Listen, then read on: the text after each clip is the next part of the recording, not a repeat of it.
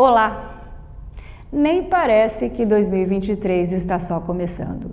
Já tivemos quebradeira, depredação de patrimônio público, intervenção na administração, prisão do alto escalão e uma carnavalesca tentativa de golpe do Estado. A Praça dos Três Poderes em Brasília tornou-se um local de guerra e o rastro de destruição chocou a todos os brasileiros. O governador do Distrito Federal, Ibanez Rocha, foi afastado do cargo e substituído por interventor federal. O secretário de Segurança do DF, ex-ministro da Justiça de Jair Bolsonaro, está preso em Brasília. E do outro lado do mundo, o presidente da República, Luiz Inácio Lula da Silva, viaja pelo Mercosul e assusta o mercado com um projeto bem mal explicado, por sinal, de moeda única. E como é que anda o povo brasileiro? Com medo e assustado, é claro. Medo do que vem por aí. Medo da irresponsabilidade fiscal que está com o dedo apontado para políticas de um estilo mais intervencionista. O futuro tornou-se preocupante e ser brasileiro ficou ainda mais arriscado.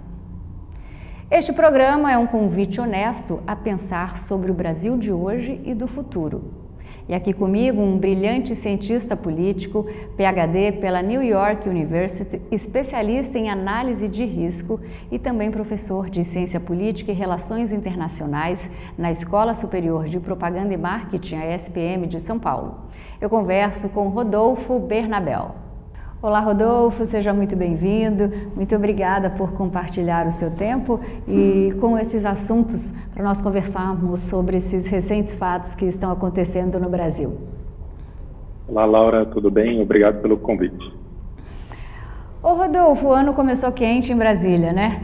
Mas antes da gente falar sobre esses acontecimentos do início do ano, eu gostaria que você explicasse para quem está nos assistindo o que é uma análise de risco em ciência política e de que maneira ela pode nos ajudar a compreender as manifestações ocorridas no dia 8 de janeiro.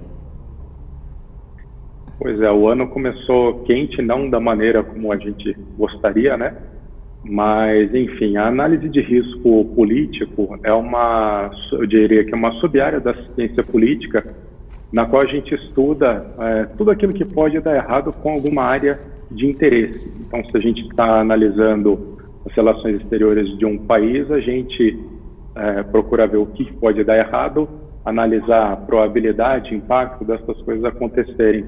Se a gente está olhando para a internacionalização de empresas, por exemplo, a gente pode olhar o que outros países podem fazer que afetem uma internacionalização, por exemplo. Rodolfo, por que o golpe promovido por bolsonaristas radicais fracassou tão facilmente? Aliás, por que não deu certo, considerando que houve uma mobilização considerável, uma onda de apoio, inclusive, de parte da sociedade brasileira? Eu diria que alguns fatores ajudam a explicar esse fracasso. O primeiro, e talvez o mais importante, seja a organização do menor número, né? E nesse caso, o menor número, as forças de segurança que posteriormente retomaram o poder ou recolocaram em ordem as coisas. Então, um menor grupo mais organizado, né, com uma tática de ação muito mais bem treinada, consegue, via de regra, se sobrepor a uma horda, a um maior grupo desorganizado. Um outro fator seria puramente motivacional. As pessoas foram lá, talvez uma maioria delas num efeito manada, querendo estar no meio daquilo lá, participar, mas não tinham vontade de enfrentar, né, realmente as consequências mais graves e violentas e legítimas que viriam depois. Outro fator talvez seja uma cultura por parte daquelas pessoas que estavam lá, de que as forças de segurança tinham alguma legitimidade para estarem lá e nem todos estavam dispostos ou teriam vontade de enfrentá-los, né? Então, em ciências sociais, em comportamento humano, sempre a gente tem uma miríade de fatores explicando algum acontecimento, algum fenômeno, né? Raramente uma variável explica tudo, dá conta de explicar todo um fenômeno. comum no jornalismo brasileiro atribuir ao mercado a precificação de atos políticos, né? Em geral, o mercado reage mal à fala de presidente ou de ministros. Mas cá entre nós, Rodolfo, desde a eleição do presidente Lula no segundo turno, o mercado vem reagindo mal a qualquer fala do presidente eleito. Por que as agências de risco não precificaram, ou pelo menos alertaram sobre o risco dessa ruptura democrática? Eu digo isso porque grande parte da sociedade brasileira sabia e até alertava que era bem possível que acontecesse uma tentativa de golpe por incentivo direto do ex-presidente Bolsonaro. As agências não perceberam ou não quiseram perceber que a democracia brasileira claramente corria um grave risco político? Eu acho que as duas coisas podem ter acontecido, né? A gente tem que tomar cuidado para não generalizar o que cada casa fez, mas algumas podem ter tentado avisar os seus clientes, por exemplo, algumas podem não ter avisado, esperando que algo que não fosse do desejo delas não acontecesse. Uma coisa só que eu gostaria de diferenciar são agências de rating, de classificação de risco, que são muito mais voltadas para essa área financeira, para mercados de capitais, de consultorias de análise de risco político. Tá? E eu diria, talvez, que falta consultoria de risco político dentro das agências de rating. Porque se a gente pegar as casas de análise de risco, todas elas já alertam para o esgarçamento das instituições políticas brasileiras, pelo menos desde 2018. Então tem uma diferença no tipo de trabalho que é feito nessas diferentes casas, nesses diferentes trabalhos.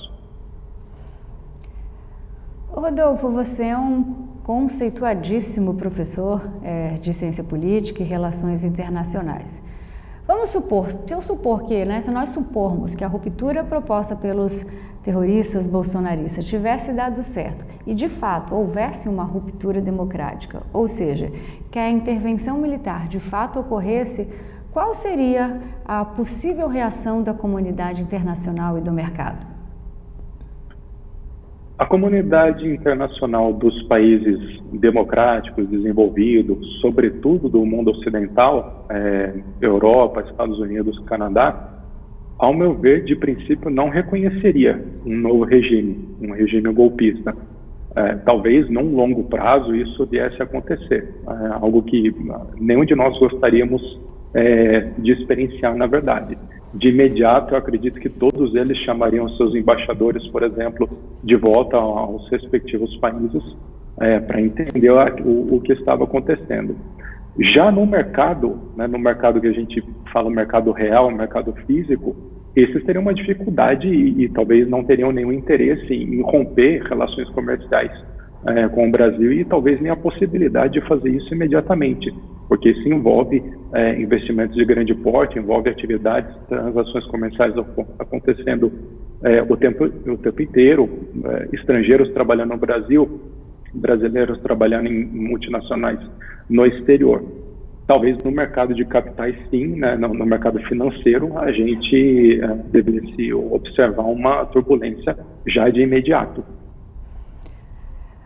O ministro da Justiça e Segurança Pública, Flávio Dino, ele acaba de entregar ao presidente Luiz Inácio Lula da Silva um pacote de sugestões para ampliar a segurança dos prédios públicos em Brasília e evitar a repetição de atos golpistas. A lista vem sendo chamada pelo governo de pacote da democracia e deve subsidiar a elaboração de uma proposta de emenda à Constituição. Lembrando que a PEC é uma alteração na lei brasileira. Então, o pacote ele inclui ao menos 4 propostas para reforçar a segurança do governo. Uma delas, inclusive, sobre regras para que as redes sociais bloqueiem conteúdos que atentam contra a democracia. Rodolfo, a meu ver, esse pacote de democracia cheira uma reação ao ocorrido em 8 de janeiro. É isso mesmo? Quais são os riscos de uma possível censura?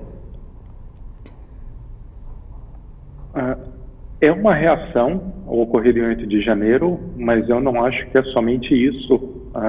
O Partido dos Trabalhadores tem essa perspectiva de controle, não só de redes sociais, que é um fenômeno mais novo, mais da própria imprensa tradicional, desde há muito tempo, o que eles chamam de democratização da imprensa, das redes sociais. A gente tem que averiguar, de fato, como isso seria implementado, mas, desde já, há risco de censura, porque o problema é decidir o que é verdade, o que não é verdade, o que é uma notícia legítima, o que é fake news, e quem controla o controlador, né? Quem policia o policial. Esse é um problema antigo na ciência política, na verdade um dilema, porque você teria que fazer uma redução ao infinito, né? Colocar um policial para controlar um infrator da lei, um policial para controlar aquele policial, outro policial para controlar aquele policial e assim sucessivamente. De fato, temos um risco de abuso de poder. E o que é censura para mim, às vezes não é para você. O que é democracia para mim, também não é para você, né? Depende de quem é o julgador. Exatamente. A gente tem que ter um diálogo franco a respeito dos conceitos, né? Das definições do que são as políticas públicas que a gente quer, que a gente aceita. E isso precisa de um livre debate, né? E aí que uma parte significativa da população brasileira vem alertando e talvez temendo o cerceamento dessa troca franca de ideias. Chegou a hora de um rápido intervalo comercial. Já voltamos com o mestre e doutor em Ciência Política e também bacharel em Ciências Sociais, Rodolfo Bernabel.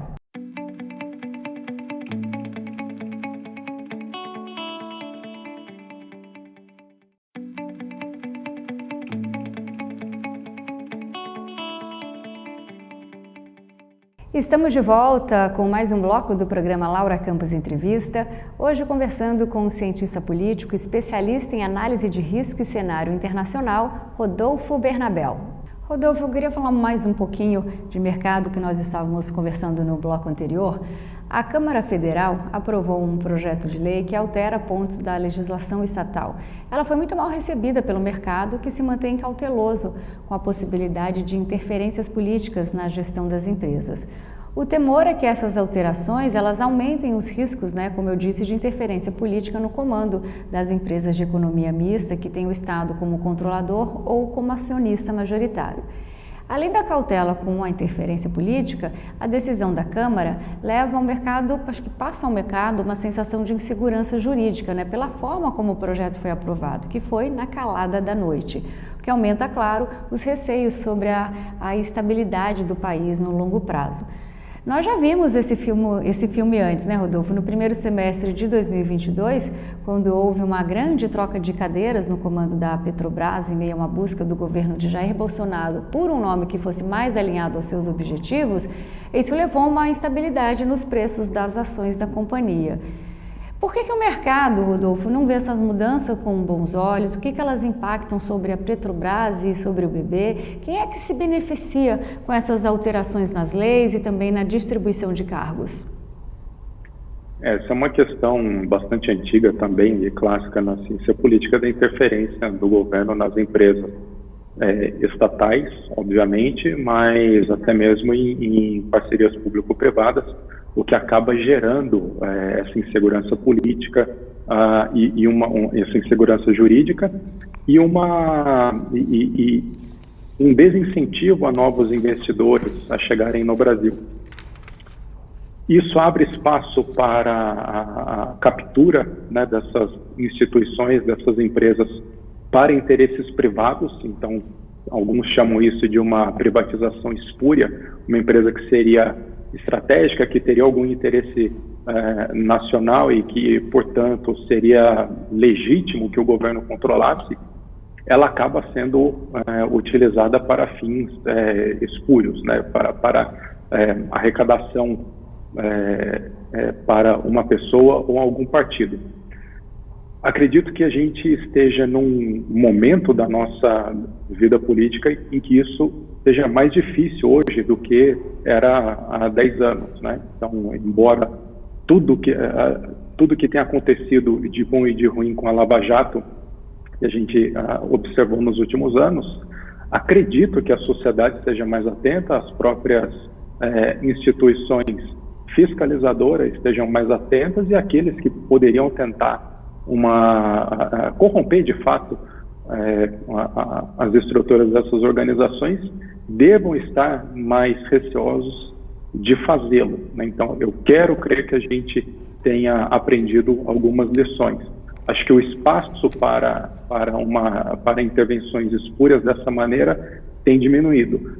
No entanto, existe a intervenção política legítima nessas empresas, e aí a gente tem o risco político incontornável de aquela empresa estar a serviço ou sob o controle de dirigentes que são indicados por partidos, e para eles serem indicados ali é levado em conta uma configuração política, o debate entre o poder executivo e o poder legislativo, e esse é um problema que ele é findado com privatizações, se quer fazer privatizações. Se não quiser fazer a privatização, se achar que é importante que o governo atue em determinada área por uma falha de mercado, por exemplo, a gente vai estar sempre sujeito a esse tipo de ingerência, de interferência, e cabe aos cidadãos controlarem e avaliarem o político no próximo ciclo eleitoral, se ele fez um bom trabalho ou não.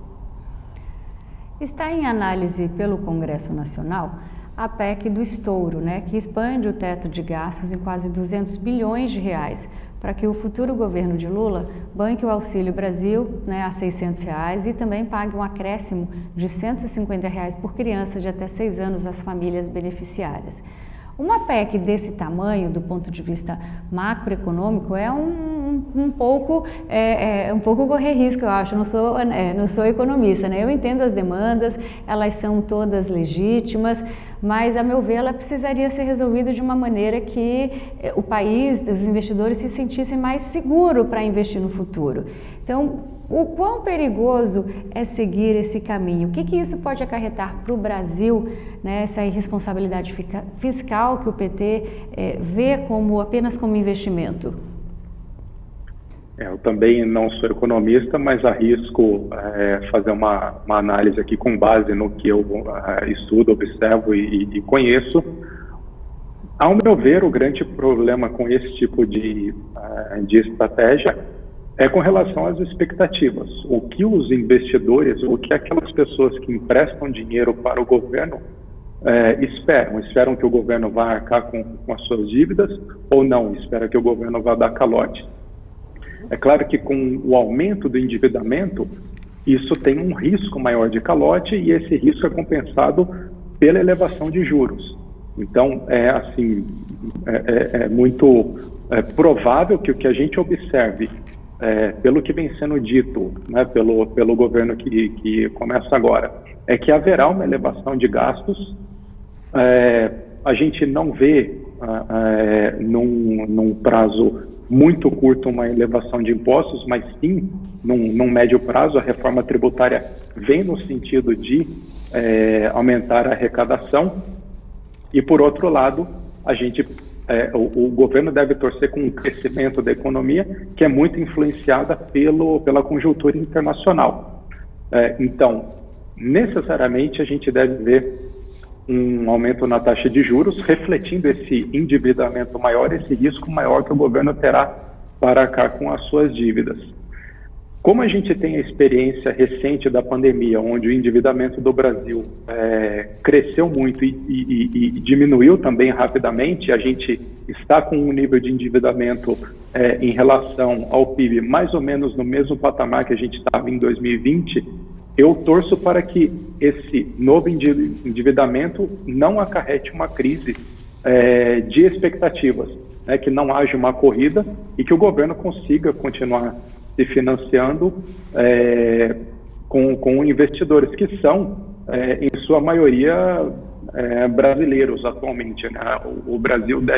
O Estado brasileiro deve mais para brasileiros do que era na década de 80 e 90, por exemplo, que a gente devia mais para investidores externos. Então, cabe ao governo brasileiro convencer os investidores brasileiros que ele vai continuar arcando com as suas promessas. Rodolfo, as primeiras semanas do governo de Luiz Inácio Lula da Silva têm sido atribuladas, ocupadas por declarações e desmentidos sobre temas econômicos e também os desdobramentos das invasões à sede dos três poderes. O tempo corre contra o presidente. Na economia, as definições tendem a ser decisivas para o desempenho do governo nessa área ao longo de todo o mandato. E a maior preocupação no curto e no médio prazo é o desenho de um novo arcabouço fiscal que vai substituir o teto de gastos. Estimativas do antigo Ministério da Economia indicam que em 2022 o governo federal fechou suas contas primárias no azul, o que não acontecia desde 2013. Mas as projeções oficiais apontam desde antes das eleições, da eleição do mandato de Lula, dele ganhar a eleição, para a volta do déficit primário em 2023. E as expectativas também são de aumento do endividamento público, revertendo a tendência dos últimos 2 anos. Depois da explosão de gastos no combate à pandemia, a relação entre dívida bruta do governo e o produto interno bruto desceu ladeira abaixo, influenciada pelo aumento de arrecadação, das receitas extraordinárias e também da retomada do crescimento econômico. O problema é que tudo aponta para um cenário de não contenção das despesas. Pelo contrário, deve haver uma forte expansão dos gastos em 2023 sem fonte de financiamento. E não precisa ser cientista político ou economista para a gente saber que elevação de gastos sem fonte de financiamento resulta também em aumento de déficit, que por sua vez afeta a sustentabilidade da dívida pública, a expectativa da inflação e as taxas de juros. Rodolfo, então eu pergunto, é para temer o comportamento do novo governo? Eu acho que sim, é temerário. Ele já vinha dando sinais ruins, eu diria, desde a campanha, onde eles não colocarem um plano de governo, por exemplo, né? A campanha do PT não tinha um plano de governo, acho que é algo inédito na campanha do PT, sempre tinha um plano de governo. Depois teve uma demora em apresentar o ministério, é o ministério menos técnico dos 3 mandatos do presidente Lula.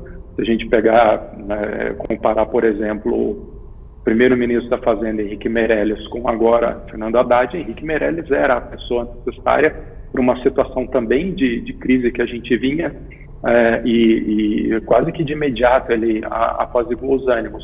Não é o caso agora. Esse é um ministério, uma configuração ministerial muito mais política, muito mais voltada para a governabilidade com relação ao poder legislativo, e eu diria, em certas áreas, mais ideológica à esquerda do que foram os primeiros ministérios nos outros mandatos do presidente Lula.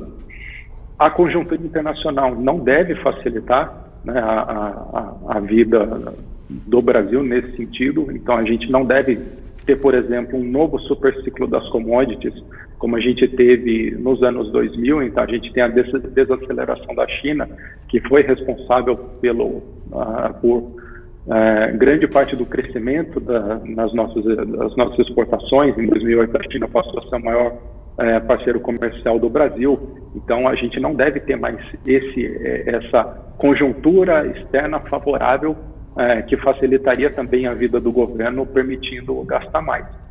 Nesse primeiro ano, a gente não tem qualquer esperança de que ele seja superavitário. Ele deve tentar uma correção de rumos nos 3 anos seguintes, até para que isso não viria uma crise econômica, mas essa correção de rumos deve ser primariamente através de uma reforma tributária, no sentido de cobrar mais impostos e não de cobrar menos impostos, na melhor das hipóteses, ela simplificaria a cobrança de impostos, mas a gente vai pagar mais por isso. Vamos falar um pouquinho dos militares.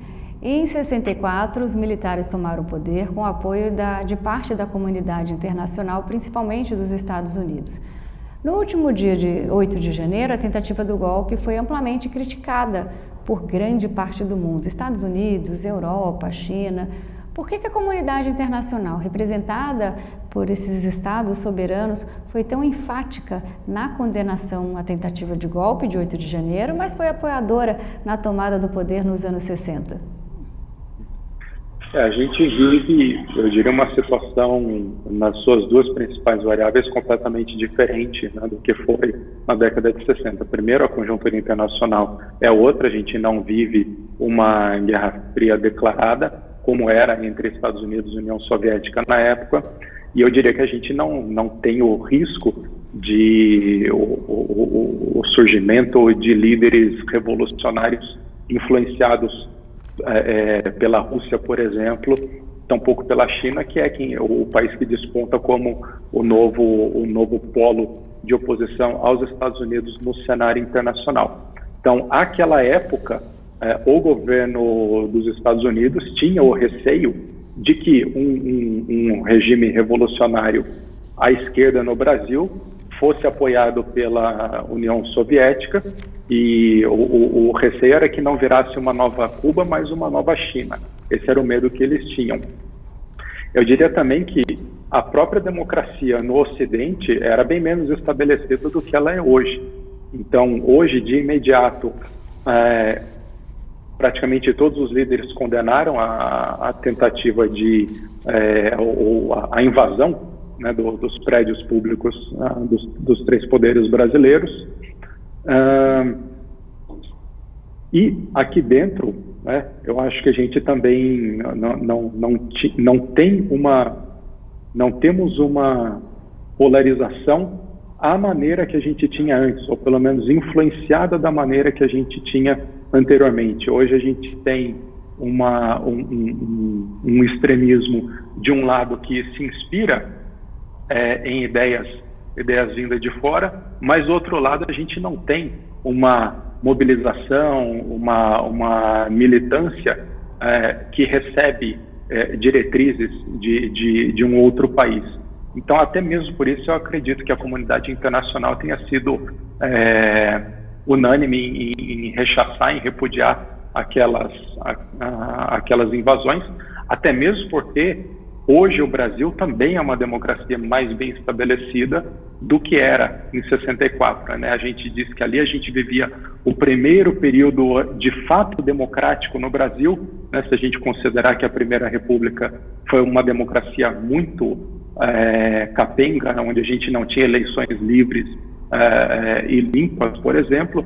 Já a gente tinha no período pós o primeiro governo Vargas, mas hoje a gente tem uma Constituição de 30 anos, uma democracia que, né, tem as suas eleições regulares, embora ela seja muito imperfeita, a gente tenha muita coisa para melhorar, e embora as nossas instituições venham se desgastando bastante nos últimos anos. Mas a eleição foi vista como legítima por toda a comunidade internacional. Vamos falar mais um pouquinho sobre o Exército. O Exército brasileiro foi a instituição mais beneficiada pelo governo Bolsonaro, recentemente encerrado, né? Os militares, eles mantiveram todos os seus privilégios previdenciários. Ou seja, a previdência social foi bem mais generosa do que com a dos comuns, dos brasileiros comuns. Ao mesmo tempo, eles também foram beneficiados com a possibilidade de receberem salários acima do teto do funcionalismo público. Tiveram alguns generais, inclusive, que receberam mais de R$ 1 milhão em salários graças ao acúmulo de proventos. Rodolfo, a questão militar tem deixado todos os analistas de orelha em pé. Eu gostaria que então que você explicasse para os nossos telespectadores o que é a politização das Forças Armadas e, a seu ver, ela é um problema para a democracia? Bom, a politização ela é explicada pelo fato de que, embora a gente de fora olhe as Forças Armadas como uma coisa só, monolítica, ela é composta por homens e mulheres com paixões políticas como qualquer um de nós, né? Essas pessoas têm a vontade de se manifestar, a vontade de participar. Acontece que eles estão sobre um regime de leis em que algumas dessas liberdades eles não têm por conta da sua profissão. A questão militar é importante no Brasil praticamente desde sempre. As Forças Armadas, sobretudo, principalmente, né, o Exército ganhou muita relevância na Constituição do Estado brasileiro após a Guerra do Paraguai, e a gente não pode esquecer que a própria República foi fundada por um golpe militar, né? A gente vive hoje os efeitos de um golpe militar que encerrou o Império e começou a República. Os nossos 2 primeiros presidentes eram militares. Eu diria que depois disso, em 64, a gente teve aquela radical tomada de poder através de um golpe pelos militares, onde ainda a gente tinha, eu diria que uma configuração da formação dos militares mais próxima do que era no século XIX, do que é no século XXI. Então, ao meu ver, hoje, o risco de uma tomada de poder pelos militares no Brasil é muito menor do que foi em 64, muito menor do que foi em 1889. Embora haja uma minoria vocal e que se manifeste e que assuste e que faça barulho, mas eu acredito que dentro dos militares ela é uma minoria absoluta. Como você disse, como você bem lembrou, os militares foram muito beneficiados e eles têm uma posição, um status privilegiado na sociedade brasileira. Eles têm estabilidade funcional, estabilidade no cargo, e eles têm uma aposentadoria muito mais avantajada do que 99% dos brasileiros. Então, para um militar se manifestar, ele está correndo o risco de perder tudo isso também. Então, eu acredito que a maioria deles não se manifeste, mesmo aqueles que gostariam de fazê-lo, não fazem pensando numa questão de custo-benefício. Em meio a toda essa crise de confiança entre governo e Forças Armadas, o presidente Luiz Inácio Lula da Silva ele demitiu o comandante do Exército, o general Júlio Sertas de Arruda, que não chegou a completar um mês no cargo. No lugar dele foi escolhido o general Tomás Miguel Ribeiro Paiva, que ocupava o posto de comandante militar do Sudeste.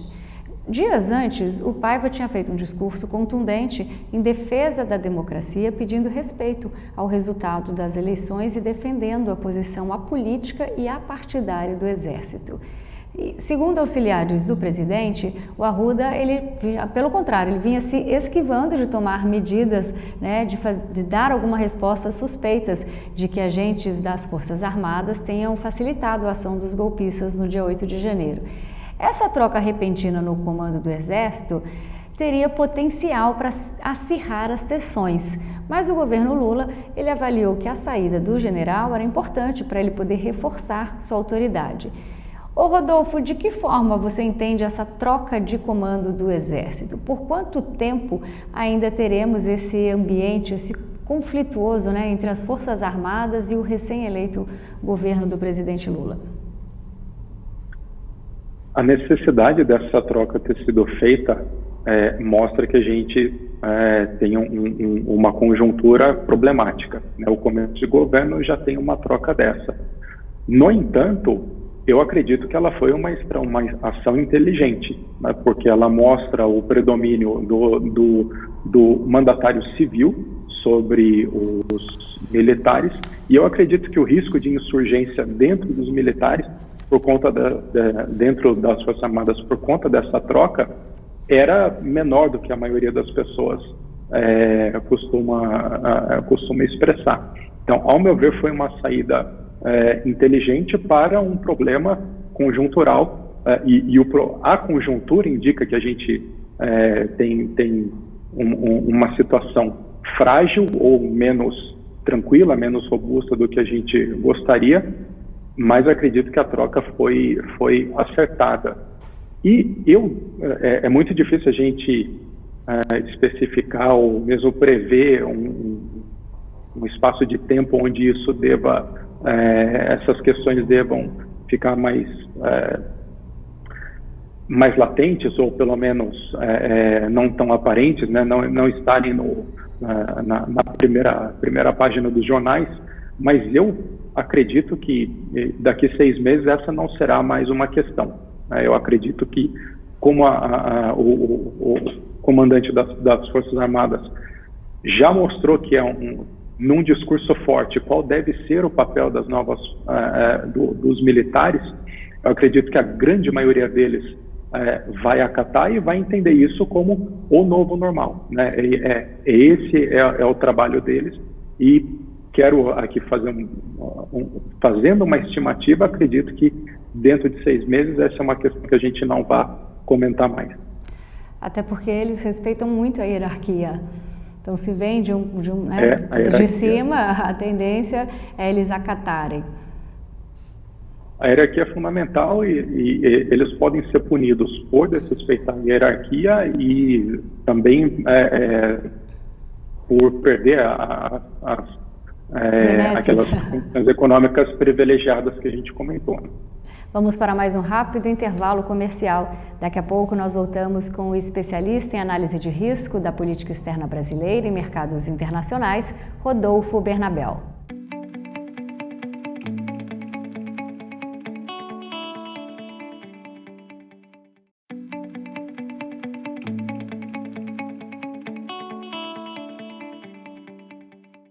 De volta com o programa Laura Campos Entrevista. Hoje o tema é Brasil 2023, análise de risco. O convidado é o especialista no assunto, mestre e doutor em ciência política e também professor da ESPM de São Paulo, Rodolfo Bernabel. Rodolfo, o ex-presidente Jair Bolsonaro abandonou o Brasil um pouquinho depois da sua derrota no segundo turno. Nós sabemos que na política não existe vácuo. Espaço vazio deixado por Bolsonaro pode ser preenchido pelas novas lideranças de extrema-direita, como o atual governador de Minas, o Romeu Zema, ou de São Paulo, o Tarcísio de Freitas, ou até mesmo por um de seus filhos, o Eduardo ou o Carlos Bolsonaro.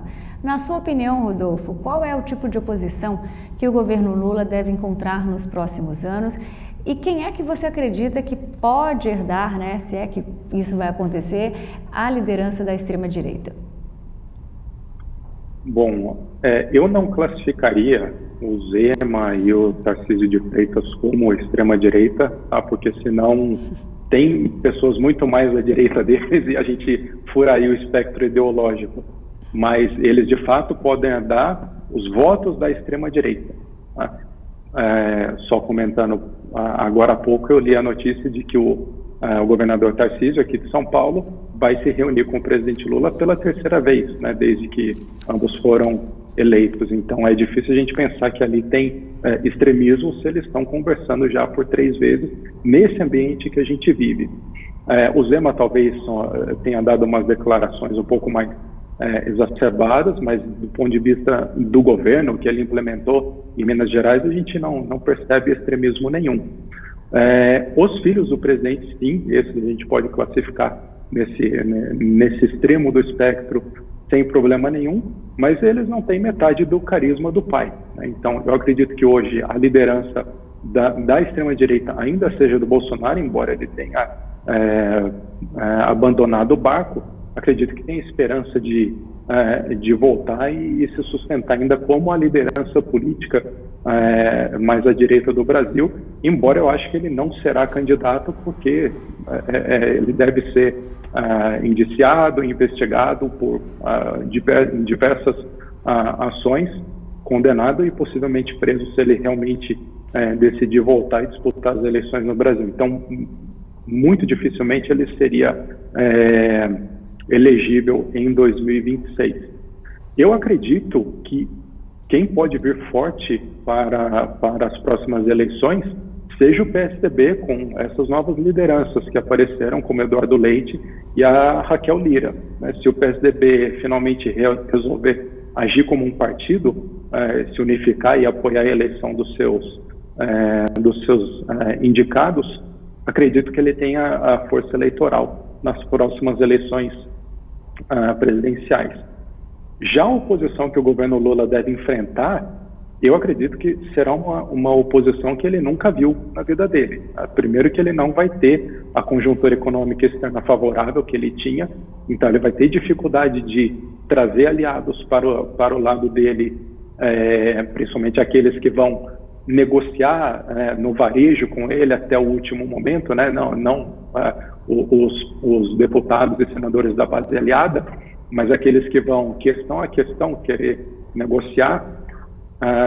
O Brasil não terá mais, o Brasil enquanto Estado e refletido no governo, não vai ter mais a facilidade e a força com que os governos desde Fernando Henrique tinham de formar supermaiorias.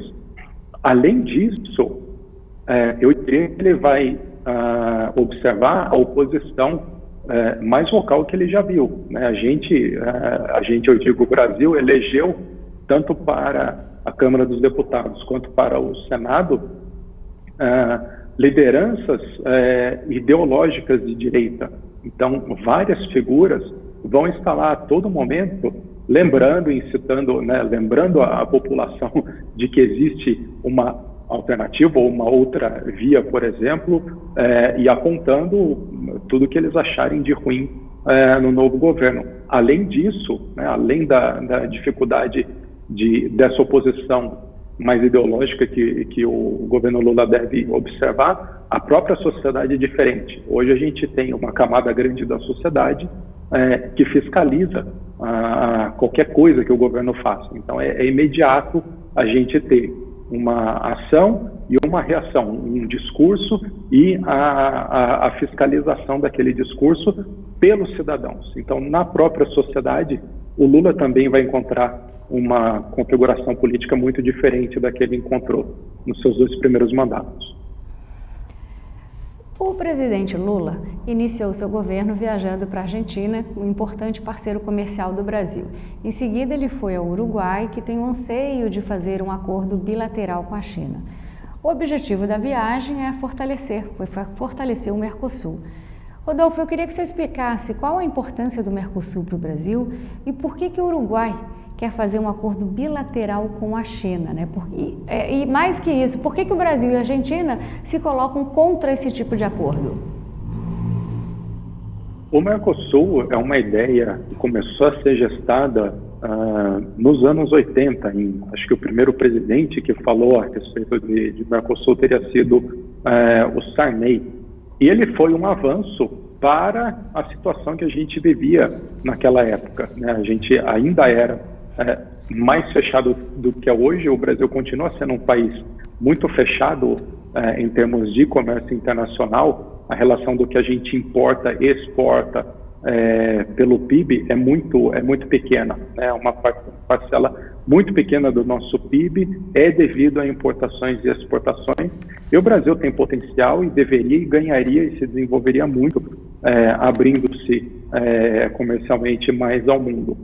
Então, acredito que o Mercosul foi um fator importante de integração para a América Latina, principalmente durante os anos 90, mas ele parou no tempo, né? Então, a gente se fixou na questão da tarifa externa comum e isso, o mundo continuou andando e a gente ficou parado.